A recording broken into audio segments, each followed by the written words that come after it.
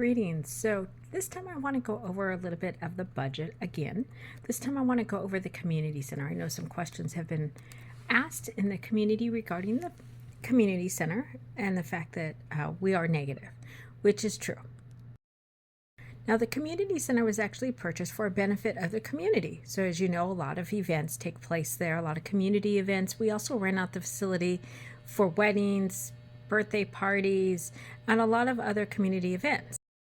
I just want to touch really quick for those of you who are watching that may be here long enough to remember before the community center was there and how it looked prior to the community center. That was an investment that was made at the time by the council members to actually expand and create that community center there in Ceres, and that's something that we appreciate now. Obviously, it's going to take some time. Similar to a home mortgage, I bought my home. I make my monthly payments for many decades to get it paid off. So the community center is something like that. I do remember when it was built. Probably a lot of you remember when it was built, which looked significantly different than it does now. But I just want to make sure that we keep that in light, that those are expenses that accrue over time. So it's not something where we came out and just handed the money over because we didn't have it. But instead we did what we could to build something that would benefit the community for many years to come. And that's exactly what the community center is still doing today. It's benefiting the community. And I've been here long enough to remember what it was like before we had one. And we know what it's like if you look over at the city of Turlock, who does not have one. And they frequently are talking about how they have no place to meet and a lot of other downsides to not having one. So we do have an advantage by the council at the time who took the step to actually create a community center to benefit everyone. Unlike Turlock, who has not even taken the first steps. So I just want to bring that to your attention. As to what it was like, because I was here in Ceres and an adult when it was built, so I do remember it before it was there. I had children that played in various sports and karate and ballet and all the other things that go with having a community recreation department and the many benefits that they enjoyed here in Ceres as children themselves. So I'm here at my computer and I want to show you how to get to the budget, since this been a very hot topic. So this is just the plain Ceres website, nothing special. So from here I'm going to go over to the government. I'm going to scroll over here to minutes and agenda. So you'll see me scroll over. We're going to go over agenda and minutes. Okay, so that way we can at least see the agenda and minutes. So from here I'm going to go on down and I'm going to go to the June meeting. So there's going to be a June special meeting. See right here, June 18th. I'm going to click right here on the agenda. If you want to watch the video, again, you scroll over, you can see there's the video. If you want to just watch the YouTube video, if you want to see the minutes, that's also on there. So now that it's popped up, the agenda's popped up, you see the page numbers are here. You can also do a find if you want to click here to find, and then you can actually go to the actual budget. So in this case, we're going to go over recreation. So I just want to make sure you understand where the recreation comes from.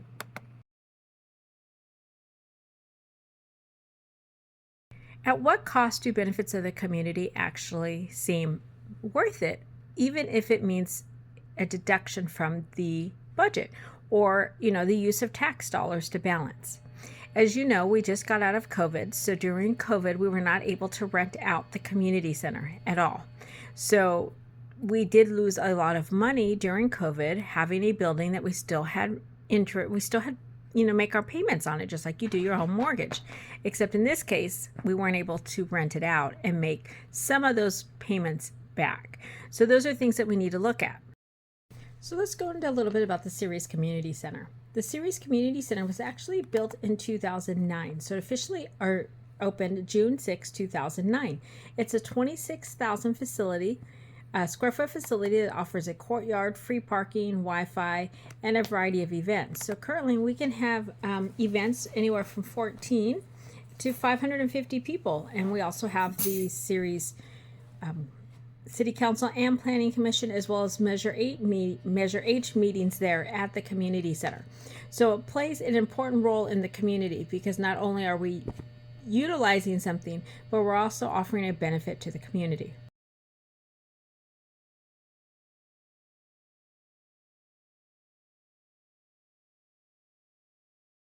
So when I look at the budget, I see that we currently have, looks like $2.2 million still in deficit on the community center. Which in reality, if you think the fact that we had to have it closed for almost 2 years for COVID, and the fact that we did take money out or utilize a loan in order to pay for it, because it wasn't something that we actually had the money for. We're not actually doing as bad as you would think we would, especially for a building of that size. So looking at the budget, when it comes to the community center, which is obviously line 270 or Special General Fund 275, you can see the actual balance of $2.2 million, or right around there, right? A little bit over. You can see our estimated revenues at 175. Again, we're using estimated amounts based on rental fees and what we anticipate, although that's going to change now that we're open, and we're open every weekend, and we're not closing as much like we were during COVID times. So that should increase. And then appropriations, which again, those are things that we just can't.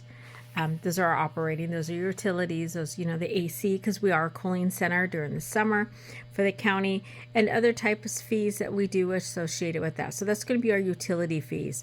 Those are going to be some of the other things that goes into operating it. So water, sewer, garbage, heating, air conditioning, a lot of even the insurance can go into that. So just keep that in mind when you look at the appropriations. Some of that we can adjust, some of it is not super adjustable, especially if we're going to have it deemed as a cooling center in the summer. We need to make sure it's cool inside. Same with, Christmas time or in the winter time when it's cooler and it's freezing outside. Again, if we're having a Santa Claus event or an Easter event, we want to make sure the temperature is comfortable for those inside. So I just want to make sure you understand what that is all about, so that way you understand where those amounts are coming from.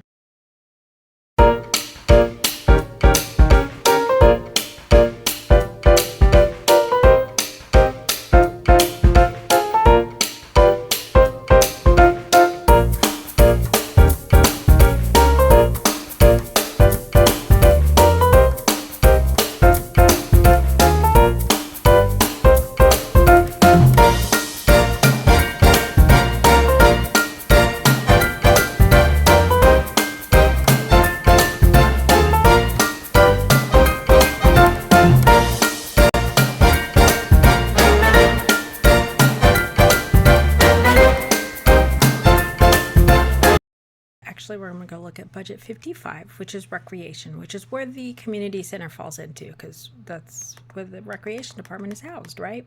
So what kind of fees are associated with that?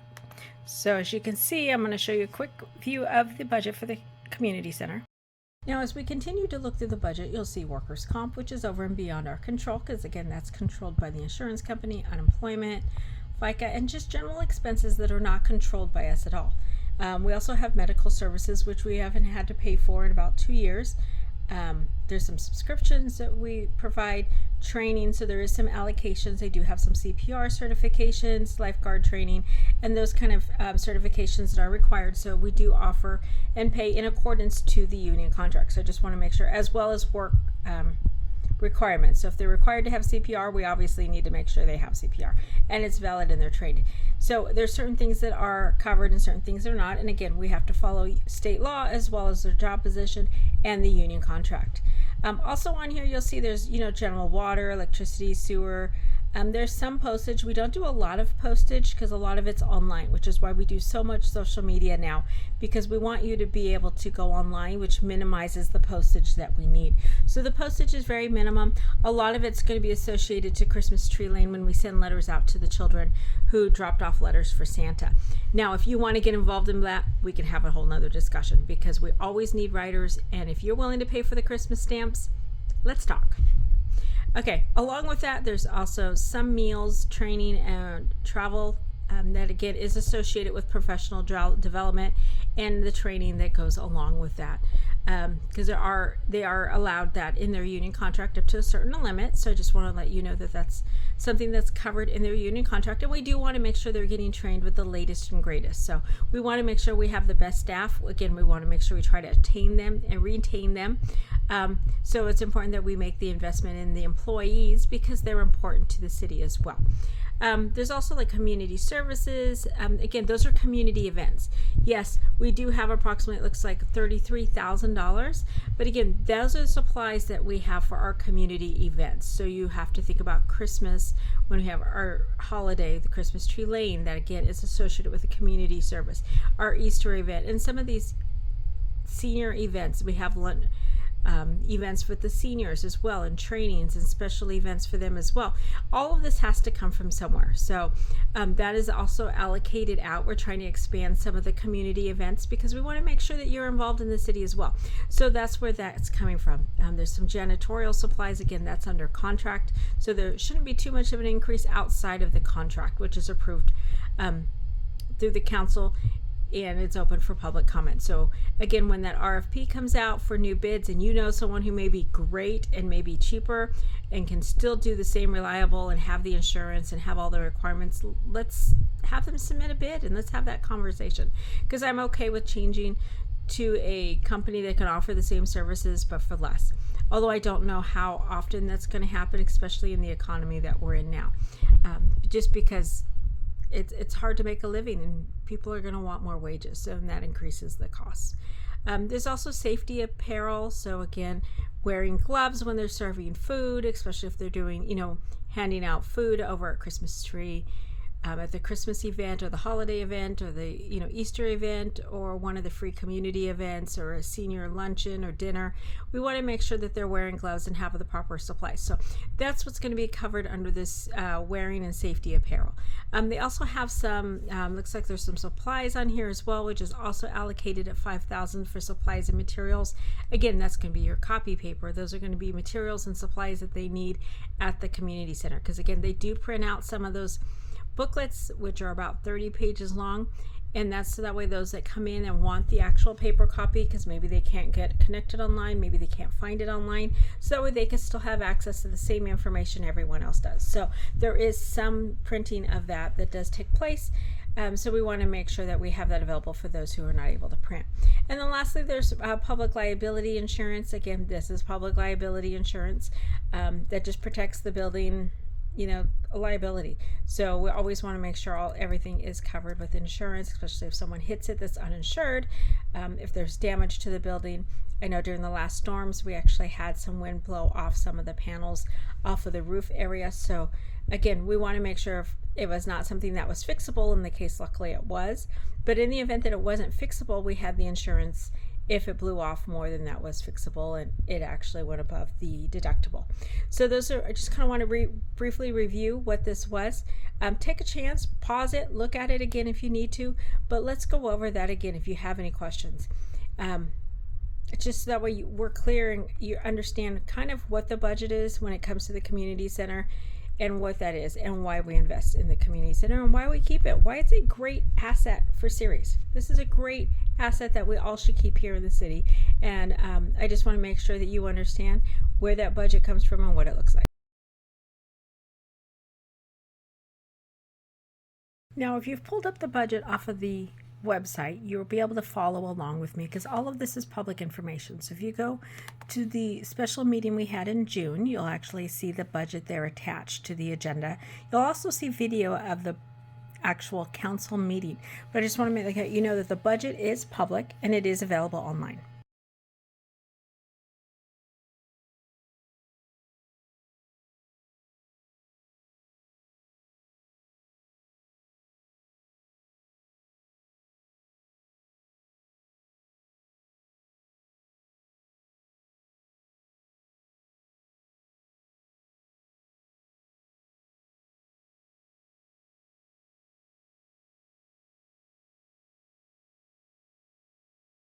Your brain isn't fried. I just want to go over a little of the information as a regular person using a regular laptop and a regular cell phone. Nothing fancy. I'm not a professional videographer. I don't do this for a living. I'm not part of social media. I am a 49-year-old woman with 4 grown children, 3 grandchildren, and I just want to put it at a level that we all can understand. So no fancy footwork, no fancy social media, no playing with words or information, but I just want to make sure that you can see what I see and hopefully you understand it. If you don't, please feel free to email me, comment, contact me however you need to, because I'm happy to have these discussions and go into more. So this is just a breakdown of our community center as well as some of our recreation expenses, so that way you can kind of see what the budget for that one item, where it starts and how it ends. So from start to finish, because what comes in, obviously, we don't want to spend more than what comes in. So ideally, it's all on estimates because I can't predict the future, but this is where it comes from. Thanks, and have a great evening.